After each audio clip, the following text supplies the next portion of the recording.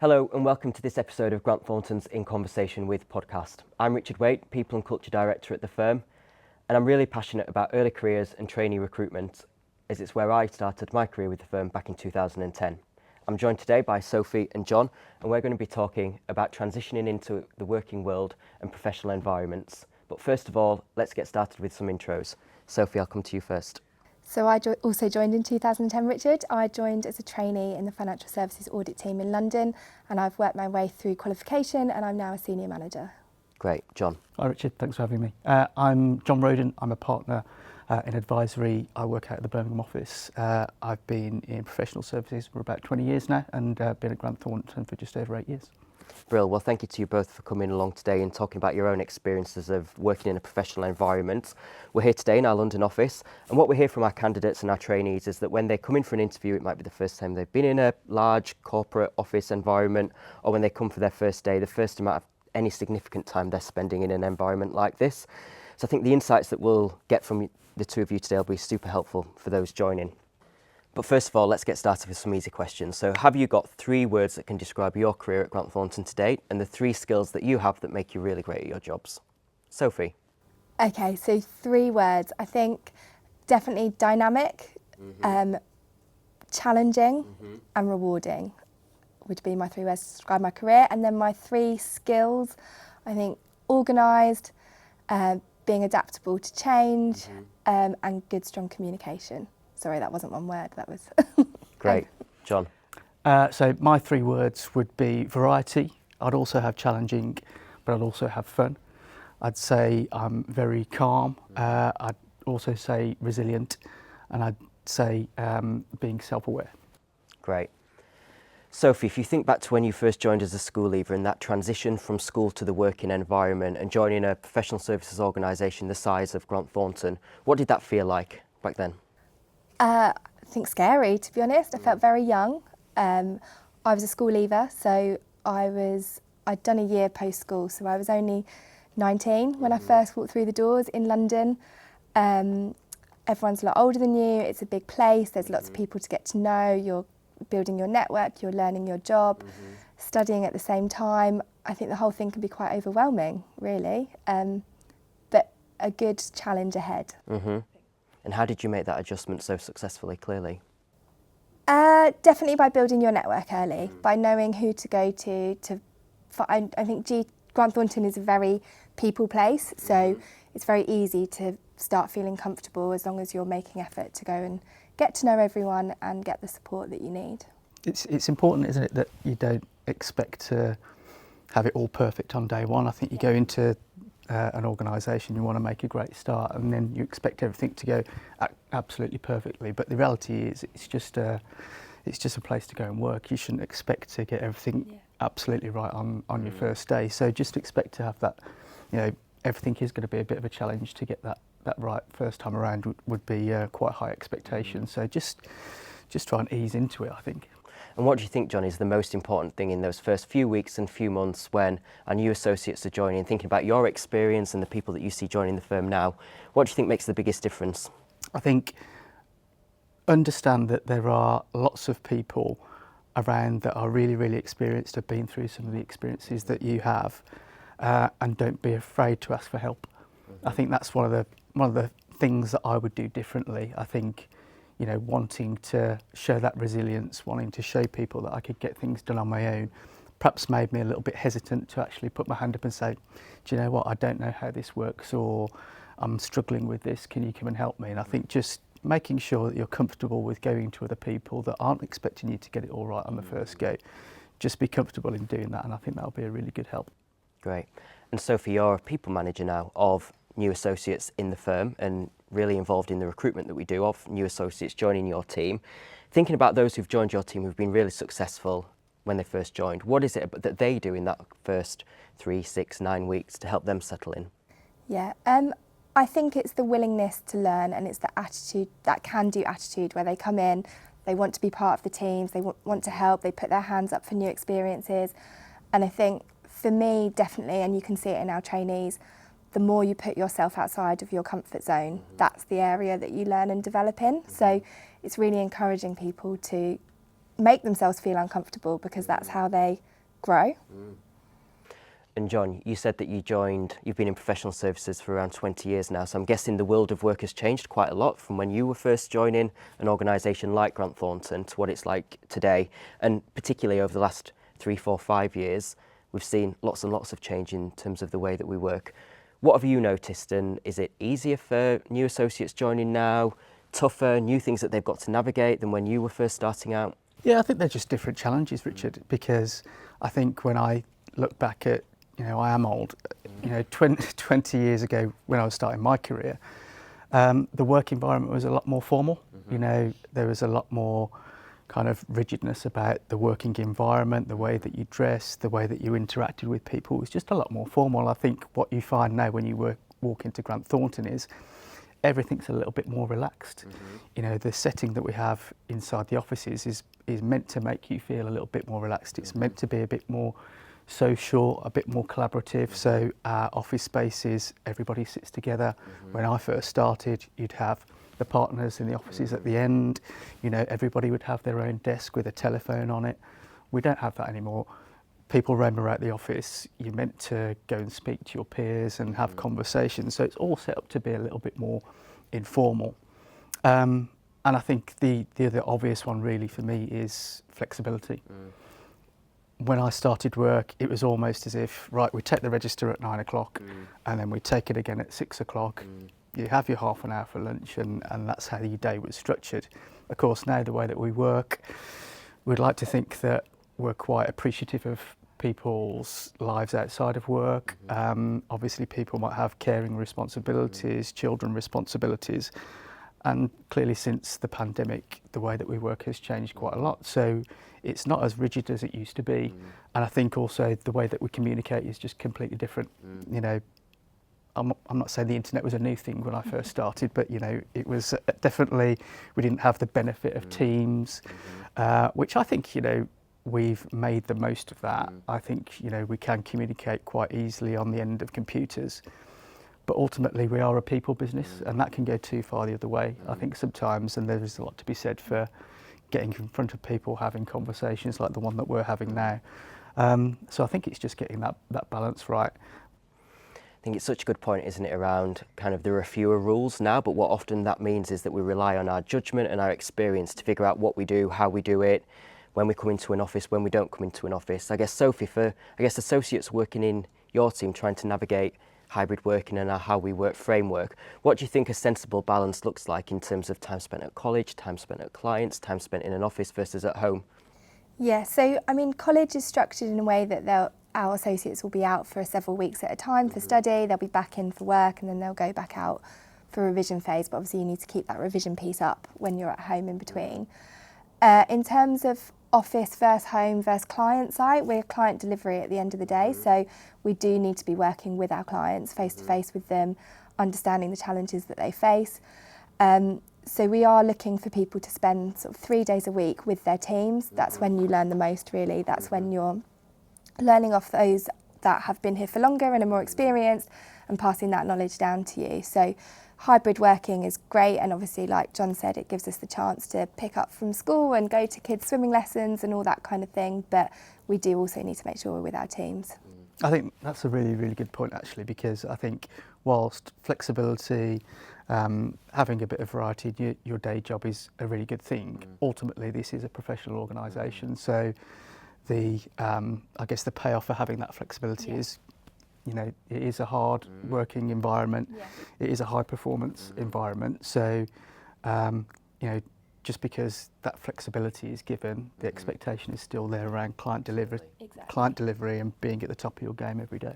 And taking ownership for what you need to deliver. So it's very much like, this is your role and remit within this particular project or job, and this is what's expected of you. And the flexibility fits within that, but you need to make sure that you're delivering on your expectations. Yeah, I think the way that I try and think about it is, it's all based on trust, ultimately. So we trust you to manage your diary, to get the job done to the level that it needs to get done to. Obviously, to the extent that that doesn't happen, that's when problems can arise. But as long as you're committed to delivering the work on time and to the quality that it needs to be done, the firm offers that flexibility, which is, I think, a really important trust issue. I guess our dress for your diary policy, how does that work in practice, Jon? I think dress for your diary, you know, that shouldn't be confused with dress how you like. You know, dress for your diary, I always think is, if you've got a client meeting, the expectation is that you'll dress smartly and professionally. There are certain standards, I think, and it's important to make sure that you get the balance of that right. You will have more relaxed days where perhaps you're just interacting with the people in your own office or your own team, in which case I would say it's acceptable to be a little bit more relaxed around what you wear.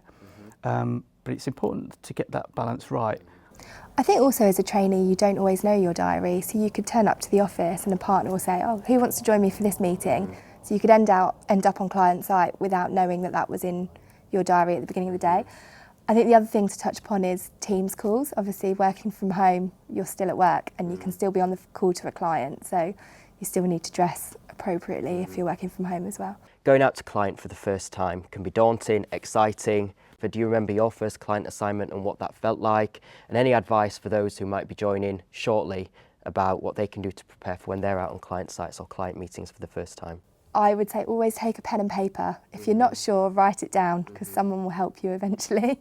Someone will help decipher and explain it to you. So yeah, take notes in everything that you do. And Jon, any reflections on what you think new associates can be doing to work really successfully with clients early on? I think be authentic, be yourself. You know, don't come to Grant Thornton and think that you need to change who you are. We've employed you, we've offered you a job because we like the way that you've come across at interview, we like the person that we think that we've already seen. So I think I would take that into your client work. You know, there's a lot of emphasis, I think, now on the way that people speak and trying to hide accents and things like that because they sense that it's more professional to speak in a different way. I absolutely would disagree with that. Try and be yourself as much as you can. And I think that will take you a long way. Don't come into this environment thinking that if you ask us, you know, perhaps a more basic question that a client's going to jump down your throat. It's not that type of environment. So I think there will be an understanding of, you know, the level that you're at within your career. So just don't be afraid to, you know, show a bit of inexperience sometimes because ultimately that's where you're at.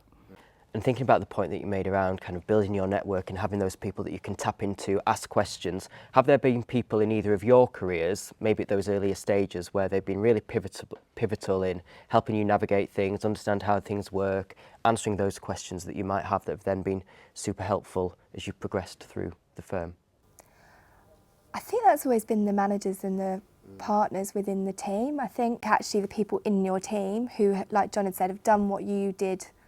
They've already gone through that same journey, so they understand when you're struggling to juggle exams and work deadlines, and they understand the different pressures that you're under. Yeah, I think whenever I've gone into a new organisation and Grant Thornton worked like this, you know, I'd got a buddy from my first day, so they showed me the ropes, you know, from where the coffee machine is to where the toilets are to where to get your computer from. So you won't be walking in on day one and just be getting told, you know, go and work it out for yourself. You'll have somebody to lean on. You'll have a people manager, so they will put some structure around your learning needs, what clients you're going to be working with. They're also a really useful sounding board to just talk to about your career aspirations. So that stuff is more formal and it's more kind of already set up for you to go and succeed. So those people will already be there to help you. And then, you know, after you've spent a couple of weeks in the firm, you know, you'll have a peer group. You'll have other people that are coming through at the same time as you. So you can lean on them for information, you know, you can, you know, learn from their own experiences. And I think, you know, there is a number of people in Grant Thornton. It's a pretty big business. I always think if I don't know the answer or the person next to me doesn't know the answer, there will inevitably be somebody that you can pick up the phone to or send a Teams message to, and you'll be able to find the answer pretty quickly. I think also you've got the networks within your team, but the wider networks as well, haven't you? So even down to, obviously we're a really diverse firm, and we've got lots of different networks to help people in terms of different religions, different sexual orientations, caring responsibilities, etc. So there are networks all over Grant Thornton in order to help support you throughout your career. I guess is what is important when you join is having the confidence to put your hand up and make those connections, but also kind of seek out those networks and actively join those, because there's lots of support out there for our people, and sometimes it's just about kind of connecting yourself into that support that already exists. Sophie, we know it's tough, right? Juggling client work, college, revision, and sometimes you've got to make tough decisions, right? And say no to things outside of work to be able to revise for your exams so that you do well in them and pass them. What do you think the secret to success is for those joining who've got to do that juggle right from day one? Definitely commitment to study and organisation. It's about planning what content you've got to get through, asking for help if you don't understand it, and that can be through your college tutors, through your peer group who are doing the same exams as you, or even through people that are more senior than you that did them the previous year or the year before that. So it goes back to the same things: communication, asking for help, being organised with it, and studying hard. They are hard exams, but they're professional exams for a reason, and they will help you develop in your career. So I suppose the reward at the end of it, I can promise, is worth it. Touching on the point of networks as well, Jon, we know that some of our people are joining and maybe they're first in their family to have gone to university, or maybe they're first in their family to be joining a corporate professional environment. I guess for those joining from that kind of background, what do you think are kind of top tips for that cohort to kind of help them be successful as soon as possible in the firm? Yeah, I do think it is a challenge. I was the first person from my family to go into professional services. Dad worked in a factory, Mum worked in NHS. I didn't have experience of what an office environment was like. So there is a little bit of picking it up as you go. But again, don't be scared to kind of trip up along the way. I think it's really important to find some of those role models. There's a load of stuff on the intranet that will help you kind of understand the types of things that you need to succeed at Grant Thornton. But also there are going to be a load of really, really brilliant people that are there beside you. And I think just make sure that you seek out those people earlier on. And if you're unsure, just ask them the question: look, I'm going to an event tonight, I'm not quite sure what I should wear. I'm going to a client site, I'm not quite sure the line of questioning that I'm going to be asking them, or I'm not quite sure what we're trying to get out of this assignment. All of those things are absolutely natural to want to know.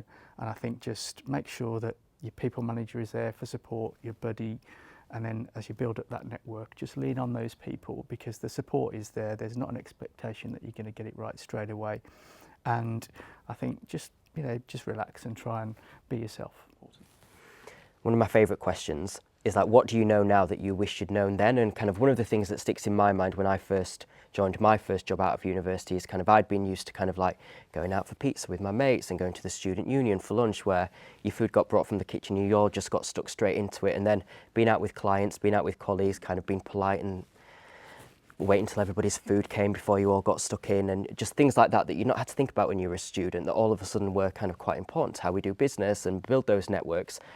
Is there anything like that you can share that you kind of had to pick up quickly or relearn or remember when you first joined or first started your career? I think definitely around building networks and going out to client events and things like that. So I'd not come from that environment. My jobs before that, I worked in a kitchen and I worked in a mobile phone shop, so I'd not been from, I'd not come from a corporate environment. I think when I went out to networking events, I think I went with the expectation that people are going to grill me on my career or business or whatever it might be, and I think I wish I'd just been a little bit more relaxed. I wish I'd have known that it was a good thing to fail, but I think if you're pushing the boundaries and challenging yourselves, you tend to find that you learn a lot more from those experiences. So not being afraid to make some mistakes but learn from them. I think I wish I'd have gone in with that attitude than maybe playing it a little bit safer sometimes.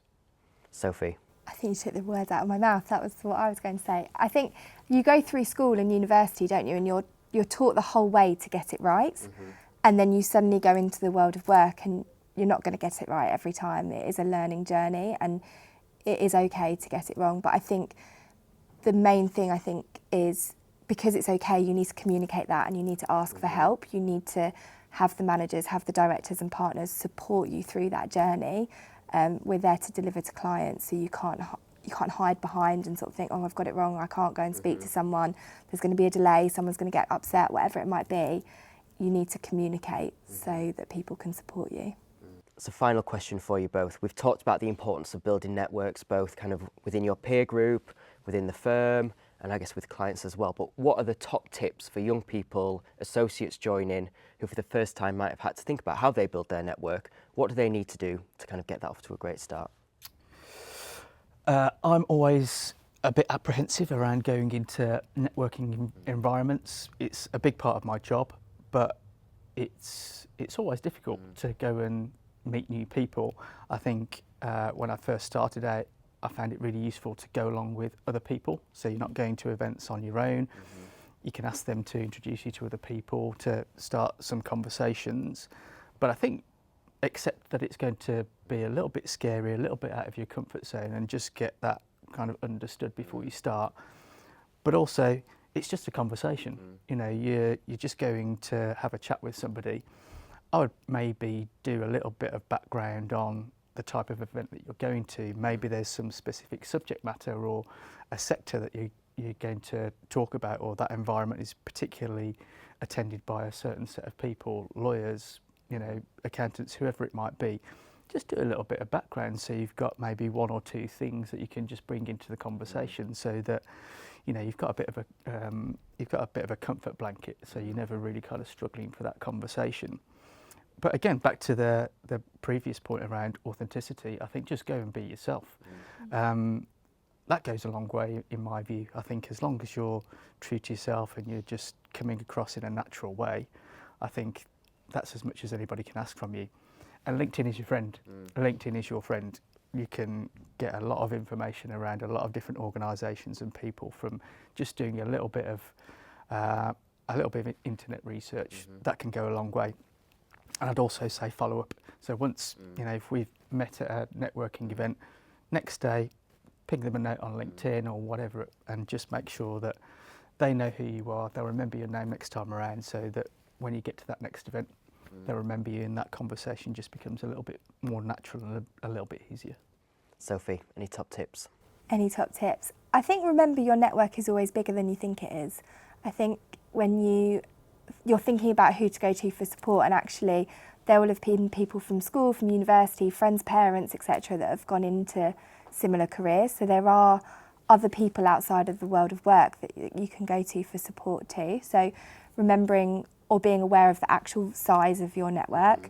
Again, be yourself, be authentic, and be confident. You've achieved a lot to be where you are, and you've got a lot more than you think behind you in terms of previous education experience. So be confident in what you've achieved and who you are, and just be you. I think also, you know, get that balance right as well. It's, you know, these are professional networks. This isn't going down the pub to watch England play football. So there is that expectation that, you know, you're going to behave in a professional manner. So I think just bear that in mind when you're going into some of these environments where, you know, there will be people from the local community, and they have an expectation that you will kind of speak in a professional manner, and just remind yourself that you're carrying Grant Thornton with you, really. Absolutely, great point.